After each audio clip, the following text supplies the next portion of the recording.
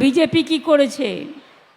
নোটবন্দি, গৃহবন্দী, দলিতদের উপর অত্যাচার, তপশিলীদের উপর অত্যাচার, আবার বলে কিনা দক্ষিণেশ্বর মন্দিরে স্কাইওয়াক ভেঙে দেবে।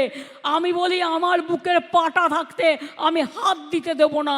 তার কারণ আমি নবদ্বীপেও হাত দিতে দেব না, শান্তিপুরেও দেব না, চার্চেও দেব না, মন্দিরেও দেব না, মসজিদেও দেব না, গুরুদ্বারাও দেব না, গির্জায়ও দেব না, জায়ের থানেও দেব না, মাঝি থানেও দেব না।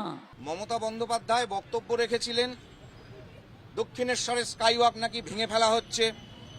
দক্ষিণেশ্বর আমি ভাঙতে দেব না, মন্দির ভাঙতে দেব না, মসজিদ ভাঙতে দেব না, গুরুদ্বারা ভাঙতে দেব না। থানাতে মমতা বন্দ্যোপাধ্যায়ের ইনস্টিগেটিং স্পিচ, তার বিরুদ্ধেই আমরা কমপ্লেন জানাতে এসেছি এবং ভবিষ্যতে আগামী দিনে মমতা ব্যানার্জির নামে মামলাও হবে।